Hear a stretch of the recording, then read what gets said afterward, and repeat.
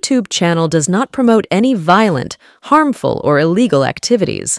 All content provided by this channel is meant for an educational purpose only. সোর্সের মধ্যে ভূত নাকি সোর্সের মধ্যে ভূত, এই নিয়ে ভাবছিলাম। মানে গতকাল আমরা অনুষ্ঠান আনতে পারিনি, আমাদের কিছু অসুবিধে ছিল, সময়টা হাতে অনেক ছিল। ভাবছিলাম এই সোর্স আর সোর্সের মধ্যে থেকে তফাৎটা। আর্জিকরের ঘটনায় আসল অপরাধী কে? ওই একমাত্র সঞ্জয় রায় নাকি আরো অন্য কেউ আছে? প্রথমেই সিবিআই কথিত লার্জার কনস্পিরেসি থিওরি অনুযায়ী সন্দেহ করা হলো ওই তালা থানার ওসি অভিজিৎ মন্ডল বাবুকে এবং সন্দীপ ঘোষকে। তখনও বড় মাথা ধরা পড়বে সেই আশায় কান টানার কথা বলা হয়েছিল বিভিন্ন মিডিয়ায়। অভয়া আরজিকরের ভিতরের অনেক গোপন খবর জেনে ফেলেছিল, মৃতদের অঙ্গ প্রত্যঙ্গ বিক্রির কথা জেনে গিয়েছিল, তাই নাকি তাকে ধর্ষিতা হয়ে খুন হয়ে যেতে হলো। সোমা তো একাই কত কথা শুনিয়ে গেল আমাদের। এক অপদার্থ ডাক্তার তো 150 গ্রাম সিমেনের কথাও বললেন। অনেকে এমন কথাও বললেন আরজিকরের মধ্যেই আসল আততায়ীরা লুকিয়ে আছে, মানে সোর্সের মধ্যেই নাকি ভূত আছে। তবে আরো এক ভূতের সন্ধান পাওয়া গেল, সেটা 4 মাস ধরে চলা মিডিয়ার সোর্সের মাধ্যমে, অর্থাৎ সোর্স অর্থাৎ সূত্রের মাধ্যমে মিডিয়া অনেক কিছু জানতে পারলো।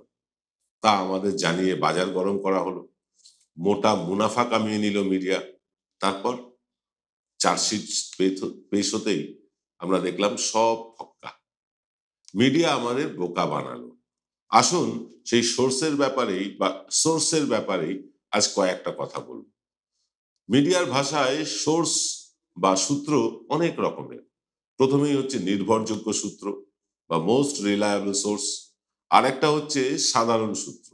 এই সূত্রকে পুলিশি ভাষায় বলে খোঁচর। এই যে সোর্সগুলো যেখান থেকে পাওয়া যায়, এই সোর্সদেরকে পুলিশ বলে খোঁচর। প্রতিটি থানা এলাকায় পুলিশের এরকম কিছু খোঁচর থাকে। তারা সামান্য কিছু টাকা পয়সার বিনিময়ে পুলিশকে বিভিন্ন তদন্তে নানা রকম তথ্য দিয়ে সাহায্য করে। সাংবাদিকদেরও এরকম কিছু সোর্স থাকে। সেই সোর্স পুলিশের মধ্যে থাকে, সরকারের বিভিন্ন দফতরে থাকে, এমনকি নাকি সিবিআই ইডির মধ্যেও থাকে। তারা যেখানে চাকরি করে সেই সংস্থার সাথেই গদ্দারি করে, বেইমানি করে গোপন তথ্য সাংবাদিকদের হাতে তুলে দেয়। বেশিরভাগ সময় কোনো প্রমাণ নয়, মৌখিকভাবেই বিভিন্ন দপ্তরের ভিতরের খবর তারা সাংবাদিকদের জানিয়ে দেয়। পুলিশের সোর্সরা বা খোঁচররা এইসব কাজ করে না হয় কিছু টাকা পয়সার বিনিময়ে, তারা খবর দেয় পুলিশকে। কিন্তু সরকারি কর্মচারী বা সিবিআই ইডির অফিসারেরা নিজেরাই নিজেদের ডিপার্টমেন্টকে বিড়ম্বনার মধ্যে ফেলে কেন বা কিসের বিনিময়ে সাংবাদিকদের ভেতরের খবর ফাঁস করে দেয়?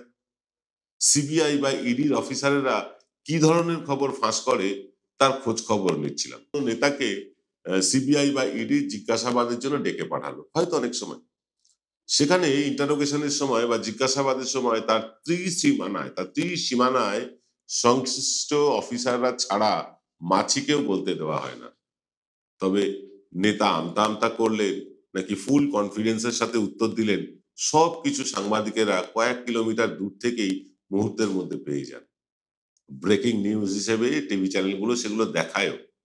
তারপর ধরুন নেতা কতবার হাই তুললেন, চিনি দেওয়া চা খেলেন নাকি চিনি ছাড়া, দুপুরের লাঞ্চে তার জন্য বিরিয়ানি এলো নাকি টক দই দিয়ে শশা খেলেন, সব খবর চলে আসে নাকি সাংবাদিকদের কাছে। আর তারা সঙ্গে সঙ্গে সেই খবর পাঠিয়ে দেন তাদের অফিসে। নিউজ ফ্ল্যাশ হয়ে, ব্রেকিং নিউজ হয়ে ঝটপট চলে আসে তার টিভির পর্দায়। আপনি আমি রুদ্ধশ্বাস গোয়েন্দা গল্পের মতন হাঁ করে গিলতে থাকি সেসব। প্রতি 8 মিনিট অন্তর অন্তর 2 মিনিটের একটা করে বিরতি আপনি দেখতে পাবেন টিভির পর্দায়। 20 সেকেন্ডের এক একটা বিজ্ঞাপন, মোট 6টা বিজ্ঞাপন, গড়ে 50,000 টাকা এক একটা বিজ্ঞাপনের বাবদ আয়। অর্থাৎ এই সূত্রের খবর বাজারে ভাসিয়ে দিয়ে প্রতি 10 মিনিটে 3 লক্ষ টাকা, আর প্রতি ঘন্টায় 18 লক্ষ টাকা রোজগার করে নেয় মিডিয়া। জিজ্ঞাসাবাদ যদি 10 ঘন্টা চলে তাহলে 1,80,00,000-এর লক্ষ্মী লাভ হয় একদিনেই। তারপরে সূত্রের মারফত পাওয়া খবরে ভেসে কি প্রশ্ন করা হয়েছে, মানে সূত্রের মারফত যে খবর পাওয়া গেছে তাতে সেগুলো খবরে ভেসে উঠেছে, সেখান থেকে কি কি প্রশ্ন করা হয়েছে, কতগুলো প্রশ্ন করা হয়েছে, নেতা কতগুলো এড়িয়ে গিয়েছেন, তদন্তে সহযোগিতা করছেন নাকি অসহযোগিতা করছেন, এই নিয়ে সব তথ্য। আর সেই তথ্য নিয়ে একজন অ্যাঙ্কার তো ছুটোছুটি করে ঘন্টাখানেক তার শারীরিক স্কিল প্রদর্শন করেন। মানে তাতে থাকে 4 জন রাজনৈতিক দলের মুখপাত্র, 1 জন আইনজীবী, 2 জন রাজনৈতিক বিশ্লেষক, আর 1 জন অবশ্যই প্রাক্তন পুলিশ কর্তা। আর একজন অ্যাঙ্কার এই আমার মতো হোঁতকা চেহারা, হুটো পাটা করে বা ছুটোছুটি করতে পারেন না। মিহি গলায় গলায় তিনি বারবার জিজ্ঞাসা করবেন, তার মানে তো বিশ্বনাথ দা ভয়ঙ্কর ব্যাপার, সরকারের নাকের ডগায় বসে কোটি কোটি টাকা দুর্নীতি হয়ে গেল, আর সরকারের প্রধান হয়ে মুখ্যমন্ত্রী জানতেও পারলেন না। টিভির পর্দাতেই সব দুর্নীতির খোলসা হয়ে গেল। কারা করলেন? ওই সূত্রের খবর অনুযায়ী সেই খবর খোলসা করলেন বিশ্বনাথ দা, মীরাতুন দিদি আর শুভময় দাদারা। কি বললেন? কি করলেন?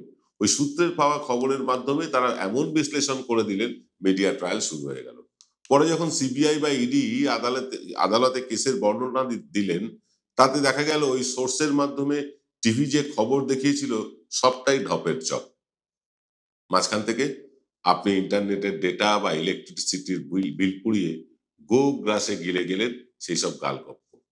বিশ্বাস করলেন, বাজারে অফিসে চায়ের থেকে আলোচনা করলেন, বন্ধুদের সাথে তিক্ততা বাড়লো, মেজাজ খিচড়ে গেল, ব্লাড প্রেশার হাই হলো, ওষুধ কিনলেন, পরিবারের লোকের সাথে ভালো করে কথাটুকুও বললেন না, আর সারা দিনে সব মিলিয়ে প্রায় 3 কোটি টাকা কামিয়ে নিল এই টেলিভিশন ওয়ালারা।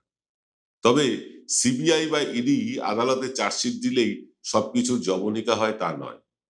যে বিশ্বনাথ দা বা শুভময় দ্বারা নেতার জিজ্ঞাসাবাদে বা কাস্টডিতে নেবার আনন্দে এগিয়েছিলেন, সেই বিশ্বনাথ দা শুভময় দ্বারাই অভিযুক্ত জামিন পাওয়ার পরেই বলে বসবেন, আগেই তো জানতাম সেটিং ছিল। বুঝুন ঠেলা। আগে যে তদন্তকারী সংস্থার সাথে সেটিং ছিল সংবাদ চ্যানেলের, যার মাধ্যমে তারা বিভিন্ন সূত্রের খবর পেয়েছেন, সেই লাগাতার সূত্রের খবর সাপ্লাই করে কোটি কোটি টাকা রোজগার করছেন, এবার তারাই বলছেন সেটিং হয়ে গেল দিদি আর মোদির সাথে। এরপরও আমরা টিভিকে বিশ্বাস করব? সূত্রের খবর নিয়ে আমার একটা ব্যক্তিগত অভিজ্ঞতা আছে, তা বলবো আপনাদের। তবে একটা ছোট্ট বিরতি নিয়ে নিতে হবে। আধ্যাত্মিক ঈশ্বরীয় বিশ্ববিদ্যালয়, এখানে গীতার জ্ঞানের দ্বারা আত্মার পড়াই পড়ানো হয় এবং রাজযোগ শেখানো হয়। নিরাকার শিব পরমপিতা পরমাত্মা সাকারে এসে গেছেন 1936 সালে বিশ্ব পরিবর্তনে 100 বছরের জন্য। নতুন সত্যযুগের স্থাপনা এবং পুরনো কলিযুগ বিনাশ হতে চলেছে। আপনারা সবাই এই জ্ঞান গ্রহণ করুন সম্পূর্ণ বিনামূল্যে। যোগাযোগ করুন 9007162175 এই number. Welcome to the world of civil business. A Bengali business personality and the most successful business group, Roy Construction Group of companies now coming Sarib, West Bengal. Mr. Anup Roy, the managing director of the Roy Construction Group company, ready to serve his native land, the mother Bengal.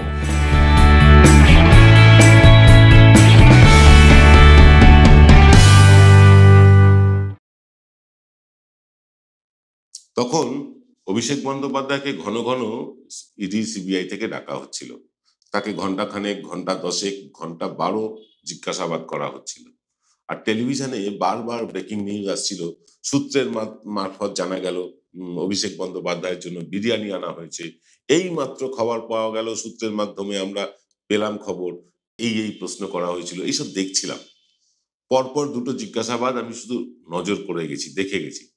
তৃতীয় জিজ্ঞাসাবাদের সময় আমি নিজেই হাজির ছিলাম ওই CGO কমপ্লেক্সে, যেখানে অভিষেক বন্দ্যোপাধ্যায়কে জিজ্ঞাসাবাদ করা হবে বলে ডাকা হয়েছিল। নির্ধারিত সময়ের আগেই পৌঁছে গিয়েছিলাম এবং সাংবাদিকদের ভিড়েই মিশেছিলাম। আমি খালি লক্ষ্য করছিলাম কোন সূত্র এসে সাংবাদিকদের এই খবরটা দেয় যে অভিষেক বন্দ্যোপাধ্যায়ের সাথে কি হচ্ছে, কি প্রশ্ন করছে না করছে। এবং আমি যে ওইখানে যাব সেটা আমি সোশ্যাল মিডিয়াতে বলেই গিয়েছিলাম, আমি লুকিয়ে চুরিয়ে যাইনি। যে আমি ফেসবুকে লিখেছিলাম যে আমি আজকে কিভাবে সূত্রের মারফত খবর সংগৃহীত হয় সংবাদ মাধ্যমে, সেইটা তদন্ত করতে যাচ্ছি সিজিও কমপ্লেক্সে। আমি সেখানে বেশ কয়েক ঘন্টা ছিলাম এবং সেখানে সাংবাদিকদের সিজিও কমপ্লেক্স থেকে অনেকটা দূরে তাদেরকে অবস্থান করতে দেওয়া হয়েছিল। ভেতরে তো মাছি গলারই জো নেই। যাকে কোনো লোক সিজিও কমপ্লেক্স থেকে বাইরে এসে সাংবাদিকদের কোনো খবর দিচ্ছেন না, আমি পাইনি দেখতে। এমনকি কাউকে টেলিফোন করে মেসেজ দেওয়া হচ্ছে, এরকম খবরও কিন্তু আমার আশেপাশে থাকা কোনো সাংবাদিকদের পাইনি। সেখানে বড় বড় চ্যানেলের সাংবাদিকেরাও ছিলেন। এবং আমি আমার অফিসে আমাদের এনকে ডিজিটালে বারবার ফোন করে খবর নিচ্ছিলাম। কোনো ব্রেকিং নিউজ, কোনো মানে কি বলবো ওটাকে? এমন কোনো খবর দেওয়া হচ্ছে কিনা জিজ্ঞাসাবাদ দিয়ে সেটা একটু দেখাও। মানে দেখো, আমাকে জানাও। আমাকে আমার অফিস থেকে জানানো হলো, না আজকে এরকম কোনো ব্রেকিং নিউজ দেখাচ্ছে না বা এরকম কোনো সূত্রের মারফত খবরও দেখাচ্ছে না। আমি যদি মানে সোশ্যাল মিডিয়ায় ইনফর্ম করে বা সোশ্যাল মিডিয়ায় না জানিয়ে যেতাম, তাহলে হয়তো সেই কথাটা দেখাতো। আসলে সিবিআই বা ইডি বা এমনকি পুলিশও যখন কোনো জিজ্ঞাসাবাদ করে, তখন সেখানে বাইরের লোকের প্রবেশ নিষিদ্ধ এবং বাইরে কোনো খবর যাওয়াও নিষিদ্ধ। দেখুন, সবার আগে সরকারি কর্মচারীরা তাদের চাকরি বাঁচাবে, সাংবাদিকের সেবা করবে না। তাই চাকরি বাঁচাতে কেউ গিয়ে সাংবাদিকদের সে খবর লিক করে দেবে, এটা একেবারে বাজে কথা এবং এটা সম্ভবই না। নিজের চাকরিকে মানে দাম রেখে সে সাংবাদিকের মানে সাথে প্রেম প্রীতির গল্প করবে, এটা বিশ্বাসযোগ্য নয়। এবং সেটা আমি নিজে গিয়ে দেখেছি। মানে কোনো রকম মানে খবর, কোনো রকম ব্রেকিং নিউজ সিবিআই বা ইডির দফতর থেকে সাংবাদিকদের কাছে আসে না যখন জিজ্ঞাসাবাদ করা হয়। অথচ টিভি চ্যানেলগুলো ওই ব্রেকিং নিউজ এর নামে নানা গালগপ্প ছড়িয়ে কোটি কোটি টাকা রোজগার করে নেয়। আর সেই টাকা রোজগার তারা করে নিচ্ছে, আমাকে আপনাকে ভুল পথে চালিত করছে। আমি আপনি তদন্তের কি হচ্ছে না হচ্ছে কিচ্ছু জানি না, মিডিয়াও জানে না। শুধু গালগপ্প করে তারা প্রতিদিন কোটি কোটি টাকা রোজগার করে নেয় এইসব জিজ্ঞাসাবাদের সময়। এছাড়া তো আছেই। মাঝখান থেকে আমরা আমাদের বন্ধুদের সাথে সম্পর্ক তিক্ত করি, আত্মীয় স্বজনের সাথে সম্পর্ক তিক্ত করি এসব নিয়ে ঝগড়াঝাটি করে। তাই বলছি, টেলিভিশন দেখা বন্ধ করুন। এই সূত্রের মাধ্যমে খবর পাওয়া বন্ধ করুন। আমাদেরকেও বিভিন্ন সূত্রের মাধ্যমে খবর নিতে হয়। আমরা কখন সূত্রের মাধ্যমে খবর নিয়ে আপনাদেরকে জানাই, আর সেই সূত্রের কথা কেন গোপন করি? কারণ সূত্রের খবর বললে সেই মানুষের নিরাপত্তা বিঘ্নিত হতে পারে। তাই হয়তো তার নামটা গোপন করি। কিন্তু আমরা ১০০% সঠিক না হয়ে, হাতে তথ্য প্রমাণ না রেখে এখনো পর্যন্ত সূত্রের মারফত কোনো খবর চালাইনি, ভবিষ্যতেও চালাবো না। এটা আপনাদের দায়িত্ব নিয়ে বলতে পারি। আর এই সূত্রের মারফত খবর বিক্রি করে মিডিয়াগুলো কোটি কোটি টাকা প্রতিদিন রোজগার করে। আমি আপনি সেগুলো নিয়ে আলোচনা করি। কেন করি? নিজেরা বোকা হই। পরে দেখা যায় যখন ইডি বা সিবিআই চার্জশিট দিচ্ছে, ওই সূত্রের মারফত খবরের কোনো মানে কথাই উল্লেখ থাকে না সেখানে। তার মানে তখন গালগপ্প করা হয়েছিল। মানুষকে বোকা বানানো হয়েছিল শুধুমাত্র রোজগারের জন্য। এই টেলিভিশন চ্যানেলগুলো রোজগার বাড়াতে আমরা কতদিন আর টেলিভিশনের পর্দায় চোখ রাখবো বলতে পারেন? আজ এই পর্যন্ত। দেখা হবে রাত্রে আমাদের এক্স ফ্যাক্টর অনুষ্ঠানে। সকলে ভালো থাকবেন। নমস্কার।